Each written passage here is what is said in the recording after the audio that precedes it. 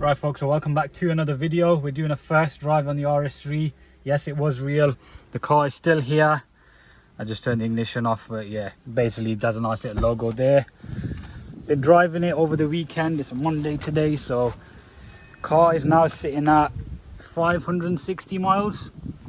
So done about 200 just under this plant. Long-time viewers of the channel will remember I used to call this place the Wasteland. A few of you guys did clock it in the collection video on this, but still quite surreal that it's here. I have kind of given it some because it's already got like 500 miles on it, and the running procedure isn't as strict as the M cars. There's no like 1200 mile running in service. But I've spoken to a few guys who had quite a few of these and they reckon about 1,000 miles should do it. Edition 30 is here. There's going to be a video on this next probably. It's getting all the work done to it. This RS4, some of you guys saw in the previous video, belongs to a good friend of mine, so he's basically given it to me to do some content whenever I get a chance to do it. Lovely, clean, low mile example. I'll leave that for a different video though, so we can explain it properly. And the R32, which hasn't moved since the detail video. But yeah, this area is coming along nicely. It's like a car park at the back. But yeah, what we'll do, we'll get a little cold start on this. Don't get your hopes up too much because it is an OPF RS3. I am going to get it removed soon when you go stage 2, so it's not like something you can't get rid of. But yeah, here's the cold start on it.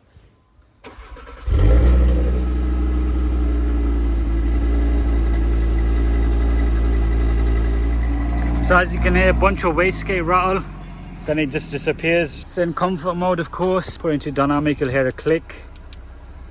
So I've changed it to that button. It makes life a lot easier.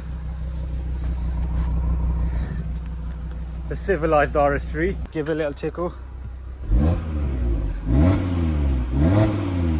Yeah folks, before we head out to some country roads and get a proper first drive on this thing, make sure you do go down and hit subscribe if you are enjoying the content on it.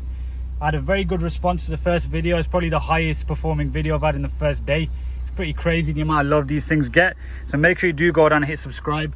We're nearly at 100k finally after a few years. What we'll do now, I'll go get this thing warmed up. I'll get some GoPros all set up. And yeah, we'll just sort of meet up on a country road in a minute's time, or even a few seconds time. Dynamic.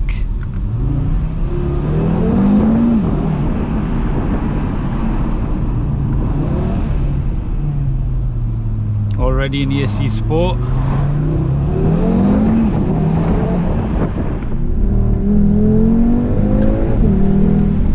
Right people, so here we are in the RS3.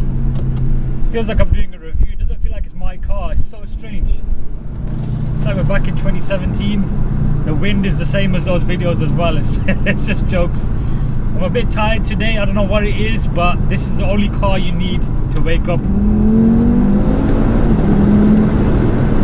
Let's get some windows down. First gear dash is nice.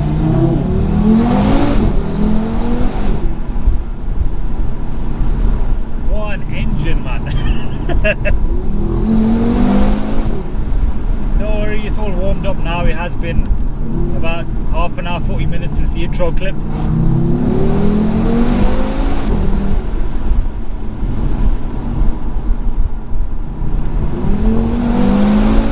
It's like it doesn't run out of power like the facelift RS3, like OPF, non-OPF. They just pull all the way to redline.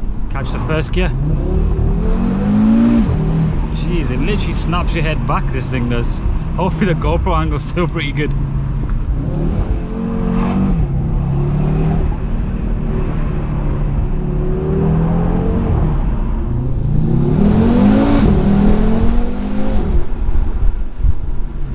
So secure as well.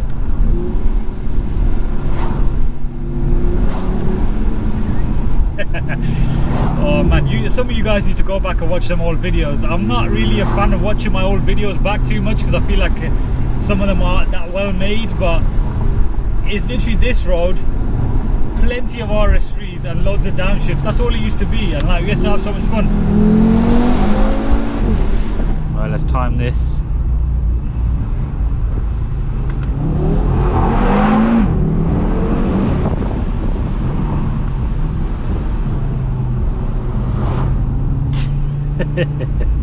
It's like I'm in my own little rally car now. There's no like, oh yeah, I've got it for a few hours. This is my car.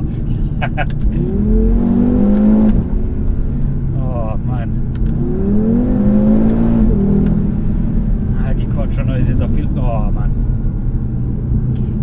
thought this video is just going to be literally me just like making strange noises and being overly excited, but yeah, you guys who have been sort of supporting the channel and just like following my stuff for the last 2-3 years, you'll know why I'm this excited and why I probably can't really speak that well right now. But familiar turn. I've noticed you get a lot more turbo blow off noises with this OPF version. I never used to hear those, so in fact it's better for me because it sounds even more like Audi Sport Quattro. Familiar turn, put ESC into sport.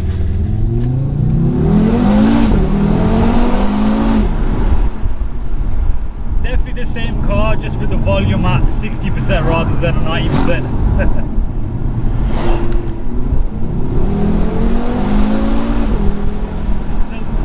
Out though, absolutely thunders.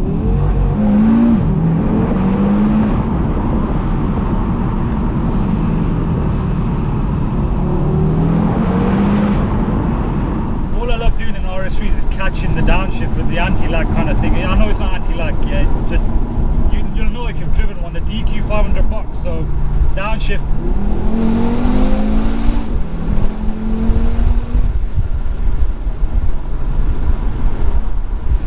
One thing you will notice with the OPF car, if you hear them from the outside, you'll hear it sort of whirring or whistling, you could say, as they're accelerating.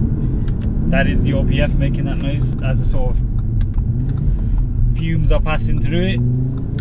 This basically sounds like a restriction. You can hear the restriction in it. But it's interesting how Audi's mapped this car because it's still brutally fast. That's all I'm gonna say. Like for a stock hatchback, this is silly. Like how quick it is. And I know like some of you A45S guys were commenting in my sort of collection video about this and that. A 2 litre will never be like this 5-pot. Yeah, the A45S is really quick, 421 horsepower I believe it is, and it's got a really like fancy 4-wheel drive. Like it's a lot more driver focused. But yeah, man, you can't convince me because I'm a 5-pot fanboy. So yeah, it's not gonna happen.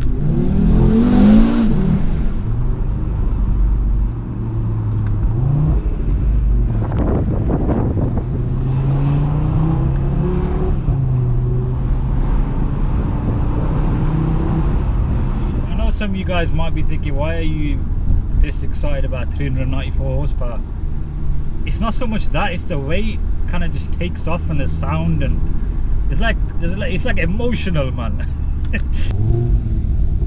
I don't really think this is going to be much quicker than the Stage 2 Plus Edition day on a roll. It's not like, it's just the way it delivers it though.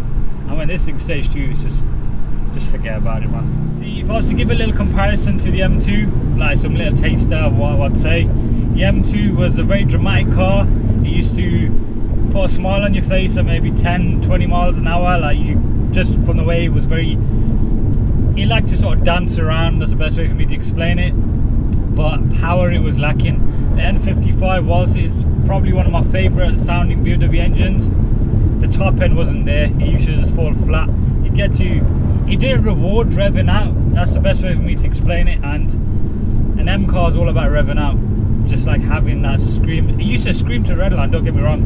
There's nothing there after like 5,000 RPM. And some of you guys might say, why didn't you map it? That turbo on the M55 hasn't got really much in it to give, really, because it's already a mapped version of the 135 engine in the M2. So yeah, you can do downpipe, intercooler, like a full-on proper Stage 2, and you'll only get like 420, 430 realistically. I know some people say 450, but it's not really the case. And yeah, we had it 2 years as well, so I was kind of done with it.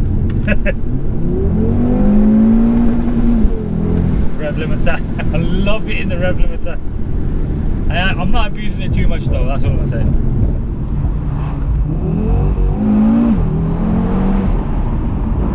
Brakes are amazing on this thing as well. They're not really fading much, considering we have been pushing it for a bit. Right folks, so we'll end the video here. That was my first impressions of my RS3, as I can gladly say. I'm still taking it in, as you guys will know. Make sure to drop a like on the video if you did enjoy it. Subscribe as well if you are new here. There's plenty of content coming up on this. It's not going to stay stock. But yeah, I think that's all pretty self-explanatory, don't you reckon? But yeah, stay tuned for a video in a few days time. And yeah, just take care folks. About 1 million downshifts later.